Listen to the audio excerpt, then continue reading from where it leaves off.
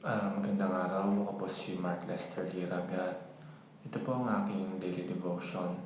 Ano ang epekto ng kalakasan ng Diyos sa ating mga kahinaan? Na tinalakay po ni Pastor Russell Ocampo sa 365 daily devotion. Ang Bible verse po yung araw ay galing sa Psalm chapter 90 verse 2. Ang sabi po ay, "Before the mountains were brought forth, or ever thou hadst formed the earth and the world, even from everlasting to everlasting, thou art God." Thou art God.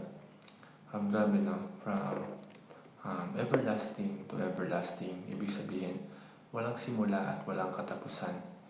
Ngayong araw, pag-uusapan natin ang isang napakahalagang katangian ng Diyos, ang pagiging infinite o walang hanggan.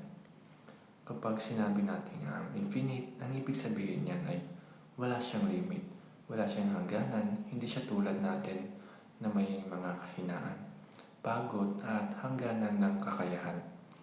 Si God, He is beyond our understanding in power, knowledge, presence, and being.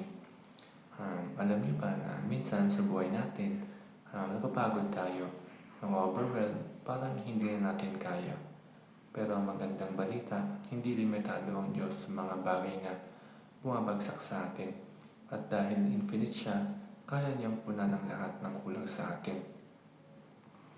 Ang first teaching ngayong araw is, God's knowledge is not limited by the unknown.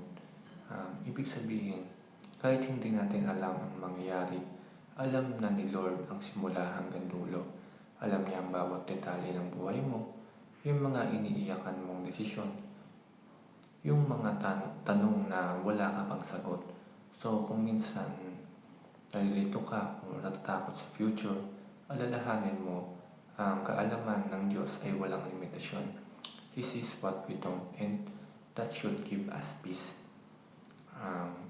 Second teaching is, God's power is not limited by anything or anyone. Sa mundong puno ng kahinaan, failures at disappointments, tandaan natin na si Lord ay makapangyarihan. Walang tao, sitwasyon o problema ang makakapigil sa plano niya. Kaya kahit gaano kalaki ang struggle mo ngayon, whether it's family, studies, finances, or even mental health, you can rest in the truth that God's power goes beyond your weakness. Ang last teaching is, God's presence is not limited by space and time. Hindi natin kailangan lumapit pa physically kay Lord para maramdaman siya. Kasi kahit nasan ka man, nandun siya. Whether nasa kwarto ka at umiiyak mag-isa o maglakad ka man pauwi galing sa isang mabigat na araw, kasama mo ang Diyos. His presence never runs out, never expires, and never leaves you. Yun lamang po.